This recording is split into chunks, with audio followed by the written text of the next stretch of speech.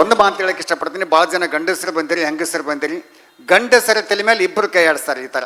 ಒಬ್ಬಾಕಿ ಹೆತ್ತ ತಾಯಿ, ಇನ್ನೊಬ್ಬಾಕಿ ಹೆಂಡತಿ. ವ್ಯತ್ಯಾಸ ಏನದಪ್ಪ ಅಂತಂದ್ರೆ, ಹೆತ್ತ ತಾಯಿ ತಲೆ ಮೇಲೆ ಕೈ ಆಡಿಸ್ನ ಕೂದಲು ಬರ್ತಾವ,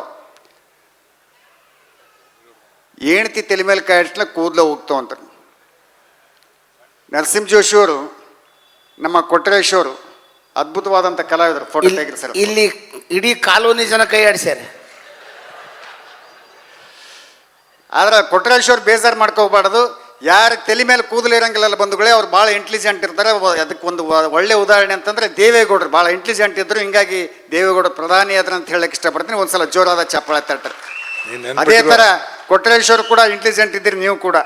ಸ್ವಲ್ಪ ನಮ್ಮ ಸಂಘದ ಬಗ್ಗೆ ಮಾತಾಡೋಕೆ ಎಚ್ಚರ ಇರಬೇಕು. ಇಲ್ಲಿ ನಮ್ಮ ಸಂಘದವ್ರು ಭಾಳ ಮಂದಿ ಇದ್ದಾರೆ. ಸ್ವಲ್ಪ ಕೈ ಎತ್ತಿರಿ ಸರ್, ನಮ್ಮ ಸಂಘದವ್ರು ಒಂದೇ ಒಂದ್ಸಲ ಕೈ ಎತ್ತಿರಿ ಸರ್. ಒಂದೇ ಒಂದ್ಸಲ ಕೈ ಎತ್ತಿರಿ. ನಮ್ಮ ಸಂಘದವರು ಎಲ್ಲೆಲ್ಲಿ ಇಲ್ಲ ಅವೆಲ್ಲ ಸ್ವಲ್ಪ ಕೈ ಎತ್ತಿ ಬಿಟ್ರೆ ಸ್ವಲ್ಪ ಎಚ್ಚರದಿಂದ ಮಾತಾಡೋ ಅಷ್ಟೇ. ನೀವೇನು ಮನಸ್ಸಿಗೆ ಬೇಜಾರಾಗ ಆಗ್ಲಿಕ್ಕೆ ಹೋಗ್ಬಿಟ್ರೆ, ನಾನು ಆಗಲೇ ಹೇಳಿನಿ ಭಾಳ ಇಂಟೆಲಿಜೆಂಟ್ ಇರ್ತಾರೆ ಅಂತಂದು. ಎಷ್ಟು ಇಂಟೆಲಿಜೆಂಟ್ ಇದ್ರೆ ಏನು ಮಾಡ್ತೀರಿ, ಮುಂಜಾನೆ ಮುಖ ತೊಳ್ಕೊಂಬಂದು ಸೋಪ್ ಎಲ್ಲಿ ತನ ಹಚ್ಬೇಕಂಬೋದೇ ಗೊತ್ತಾಗಲ್ಲ. ಹಚ್ಕೊಂತಾನೆ ಹೋಗ್ತಾರೆ, ಇನ್ನ ಐತಿ ಬಿಡು, ಇನ್ನ ಐತಿ ಬಿಡು, ಇನ್ನ ಐತಿ ಬಿಡು, ಕೊನೆ ತನಕ ಇಲ್ಲಿ ತನಕ ಬಂದ್ಬಿಡ್ತಾರೆ. ಮಗ ಅಂತಾನಪ್ಪ ಇಲ್ಲಿ ತನಕ ಬಂದಿದ್ದು ನೋಡು ಅಂತಾನ. ಹೌದಾ ಅಂತಂದು ಒಂದು ಬಕೆಟ್ ನೀರು ತೊಗೊಂಡು ತಲೆ ಮೇಲೆ ಎತ್ತಿ ಹಾಕೊಂಡು ಬಂದ್ಬಿಡ್ತಾರೆ ಬಂಧುಗಳೇ. ಭಾಳ ಸಂತೋಷ. ಕಾರ್ಯಕ್ರಮ ತುಂಬ ಚೆನ್ನಾಗಿ ಎಂಜಾಯ್ ಮಾಡ್ತಿದ್ದೀರಿ. ಭಾಳ ಜನ ಹೆಣ್ಮಕ್ಳು ಬಂದಿರಿ. ನೀವು ಚಪ್ಪಾಳೆ ತಟ್ಲಿಕ್ಕೆ ಸಂಕೋಚ ಮಾಡ್ಕೋಬೇಡ್ರಮ್ಮ, ಒಂದ್ಸಲ ಚಪ್ಪಾಳೆ ತಟ್ರಿ. ಇಲ್ಲೆಲ್ಲ ಹೆಣ್ಮಕ್ಳು ಚಪ್ಪಾಳೆ ತಟ್ಟಿದ್ದೀರಿ. ನಿನ್ನೆ ದಾವಣಗೆರೆಯಲ್ಲಿ ಕಾರ್ಯಕ್ರಮ ಕೊಡ್ಲಿಕ್ಕೆ ಹೋಗಿದ್ದೆ.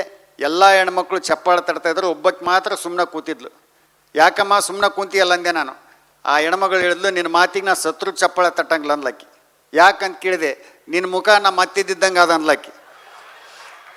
ಹಿಂಗಾಗಿ ನಾ ಚಪ್ಪಾಳೆ ತಟ್ಟಂಗಿಲ್ಲ ಅಂತ ಹೇಳಿದ್ಲು. ನಿಮ್ಮ ಅತ್ತಿ ಮುಖ ಕಣ್ಣಂಗೆ ಕಾಣ್ತಿದ್ದಿಲ್ಲ ಅಂತ ದಯವಿಟ್ಟು ಒಂದ್ಸಲ ಜೋರಾಗಿ ಚಪ್ಪಾಳೆ ತಟ್ಟಿ ಪ್ರೋತ್ಸಾಹಿಸ್ಬೇಕಂತ ಅಲ್ಲಿ ವಿನಂತಿ ಮಾಡಿಕೊಳ್ತಾ, ಹೆಣ್ಣು ಮಕ್ಕಳು ಬಂದಿರಮ್ಮ ಭಾಳ ಸಂತೋಷ. ಹೆಣ್ಣು ಮಕ್ಕಳಿಗೆ ಹೊಗಳಿಕೆ ಆಗುವಂಥ ಒಂದು ಶಬ್ದ ಮಾತು ಹೇಳೋಕ್ಕೆ ಇಷ್ಟಪಡ್ತೀನಿ ನಾನು.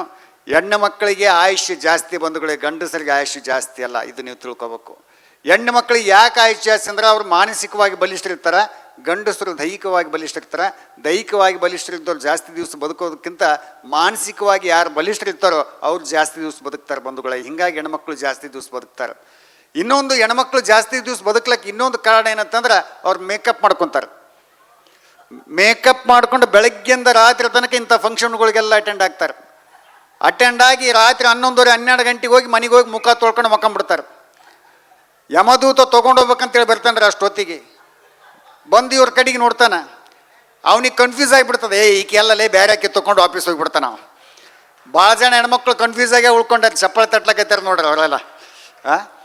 ನಿಜವಾಗಿ ನ್ಯಾಚುರಲ್ ಬ್ಯೂಟಿಗಳಂದ್ರೆ ಗಂಡಸರು ಬಂಧುಗಳು ಇಲ್ಲೆಲ್ಲ ಕುಂತಾರಲ್ಲ ಇವ್ರು. ನೀವು ನಿಜವಾಗಿ ನ್ಯಾಚುರಲ್ ಬ್ಯೂಟಿಗಳು ನಿಜವಾಗಿ ಹೇಳ್ಬೇಕಾಗಿತ್ತು ಅಂತಂದ್ರೆ, ನಾವು ಗಂಡಸರು ಗಡ್ಡ ಮೀಸೆ ತೆಗೆದವ್ರೆ 10 ವರ್ಷ ಹಿಂದಕ್ಕೆ ಹೋಗ್ತೀವಿ. ಏನಪ್ಪ ಮಾಮನೆ ಸಣ್ಣ ಹುಡುಗ ಕಂಡಂಗೆ ಆಗ್ತಿಲ್ಲ ಅಂತಾರೆ. ಅದೇ ಹೆಣ್ಮಕ್ಳು ಮೇಕಪ್ ತೆಗೆದ್ರೆ 10 ವರ್ಷ ಮುಂದಕ್ಕೆ ಹೋಗ್ತಾರಂತವ್ರು. ಇನ್ನೊಂದು ವಿಷಯ ಹೇಳೋಕ್ಕೆ ಇಷ್ಟಪಡ್ತೀನಿ. ದಯವಿಟ್ಟು ಗಂಡಸರೇ, ನೀವು 2 ವೀಲರು ಅಥವಾ 4 ವೀಲರ್ ತೊಗೊಂಡೋಗುವಂಥ ಸಂದರ್ಭದಲ್ಲಿ ಅಚಾನಕ್ ಸಡನ್ನಾಗಿ ಒಂದು ಹುಡುಗ ಓಡ್ಕೊಂಡು ಬಂದಂತ ಕೊಡ್ರಿ, ಗಾಡಿ ಬ್ರೇಕ್ ಕೊಡ್ರಿ, ಸ್ಲೋ ಮಾಡ್ಕೊಂಡು ಅವ್ನು ಹಿಂದಲಿಂದ ಹೋಗೋಂಥ ಪ್ರಯತ್ನ ಮಾಡಿರಿ. ಯಾಕಂದ್ರೆ ಹಿಂದಲಿಂದ ಹೋಗೋಂಥ ಪ್ರಯತ್ನ ಮಾಡಿದ್ರೆ ಆಕ್ಸಿಡೆಂಟ್ ತಪ್ಪಿಸ್ಬೋದು ಅಂತ. ಹೆಂಗಂತ ಕೇಳಿದ್ರೆ, ಹುಡುಗನ ಫೋಕಸ್ ಮುಂದ್ಗಡೆ ಓಡುವಂಥದ್ದು ಅಷ್ಟೇ ಇರ್ತದ, ಈ ವಾಪಸ್ ಬರುವಂಥದ್ದಿರ. ಅಚಾನಕ್ಕಾಗಿ ಮುದುಕರು ಬಂದ್ರಂತ ತಿಳ್ಕೊಡ್ರಿ, ವಯಸ್ಸಾದವರು, ಅವಾಗ ಗಾಡಿ ಬ್ರೇಕ್ ಮಾಡ್ಕೊಂಡು ಸ್ಲೋ ಮಾಡ್ಕೊಂಡು ಅವ್ರು ಮುಂದಲಿಂದ ಹೋಗೋಂಥ ಪ್ರಯತ್ನ ಮಾಡ್ಬೇಕಂತ. ವಯಸ್ಸಾದವ್ರ ಫೋಕಸ್ ಏನಿರ್ತದೆ, ಭಯ ಪಟ್ಕೊಂಡು ವಾಪಸ್ ಬರುವಂಥದ್ದು ಇರ್ತದೆ. ಅಚಾನಕ್ಕಾಗಿ ಯೂತ್ಸ್ ಬಂದ್ರಂತ ತಿಳ್ಕೊಡ್ರಿ, ನೀವು ಗಾಡಿ ಸ್ಲೋ ಮಾಡಿರಿ, ಅವು ಹೆಂಗನ ಹೊಡಿಬಿಡ್ತಾವು. ಅಚಾನಕ್ಕಾಗಿ ಹೆಣ್ಮಕ್ಳು ಬಂದ್ರಂತ ತಿಳ್ಕೊಡ್ರಿ, ಬ್ರೇಕ್ ಕೊಡ್ದು ಸ್ಟಾಪ್ ಮಾಡೇ ಬಿಡ್ರಿ ನೀವು. ಯಾಕೆ ಹೆಣ್ಮಕ್ಳು ಕನ್ಫ್ಯೂಸ್ ಮಾಡಿದ್ರೆ ಎತ್ತಿದ ಕೈಯಪ್ಪ. ಸ್ವಲ್ಪ ಹೊತ್ತು ಆ ಕಡೆ ಓಡಿ ಹೋಗ್ತಾರೆ, ಸ್ವಲ್ಪ ಹೊತ್ತು ಈ ಕಡೆ ಓಡಿ ಬಂದುಬಿಡ್ತಾರೆ. ಕೊನೆಗೆ ನಡುವು ನಿಂತ್ಕೊಂಡು ಓ ಮೈ ಗಾಡ್ ಅಂದ್ಬಿಡ್ತಾರೆ. ಆ್ಯಕ್ಚುಲಿ ಓ ಮೈ ಗಾಡ್ ಅನ್ಬೇಕಾದವು, ಗಾಡಿ ನಡೆಸ್ಬೇಕಾದವ್ರಿ ಅವ ಇದು ಹಿಡ್ಕೊಂಡಿರ್ತಾನೆ. ಇನ್ನೊಂದು ಹೇಳ್ತೀನಿ, ಹೆಣ್ಮಕ್ಳು ಸ್ಕೂಟಿ ಅಥವಾ ಕಾರ್ ತೊಗೊಂಡು ಬಂದ್ರೆ ತಿಳ್ಕೊಡ್ರಿ, ಆದಷ್ಟು ಸೈಡಿಗೆ ಹೋಗ್ರಿ. ಮೊನ್ನೆ ತುಮಕೂರು ಹತ್ರ ಘಟನೆ ನಡೆದ. ಒಂದು ಹುಡುಗಿ ಸ್ಕೂಟಿ ತೊಗೊಂಡು ಬಂದು ಒಬ್ಬನಿಗೆ ಗುದ್ದೇಳಂತ.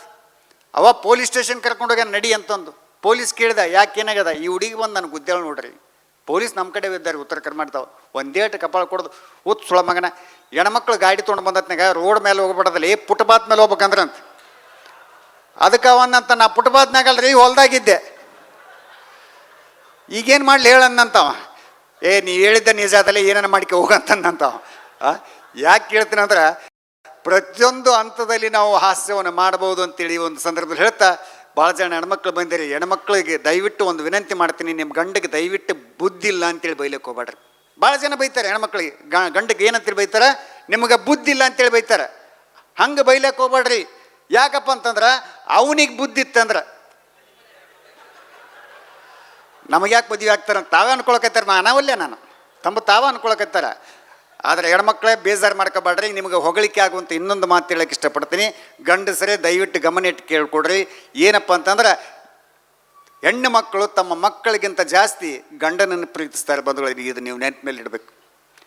ಗಂಡನನ್ನು ಜಾಸ್ತಿ ಪ್ರೀತಿಸ್ತಾರೆ, ಮಕ್ಕಳು ಪ್ರೀತಿಸಂಗಿಲ್ಲ. ಎಕ್ಸಾಂಪಲ್ ಸಹಿತ ಹೇಳ್ತೇನೆ ನಾನು. ಎಲ್ಲಿಯಾದರೂ ಹೊರಗಡೆ ಹೋಗುವಂಥ ಸಂದರ್ಭದಲ್ಲಿ ಮಕ್ಕಳನ್ನು ಬಾಜು ಮನಿ ಆಂಟಿ ಹತ್ರ ಬಿಟ್ಟು ಹೋಗ್ತಾರೆ. ಗಂಡಗೆ ಒಂದಿನ ಬಿಟ್ಟು ಹೋಗ್ಯಾರನ್ರಿ. ಗಂಡ ಅಂತಿರ್ತದೆ, ನಾವು ನನಗೆ ಬಿಟ್ಟು ಹೋಗಂತ ಅಂತಿರ್ತದೆ, ನಡಿ ಅಂತ ಮುಂದೆ ಹಾಕ್ಕೊಂಡು ಹೋಗಿಬಿಡ್ತಾರೆ ಅವರು.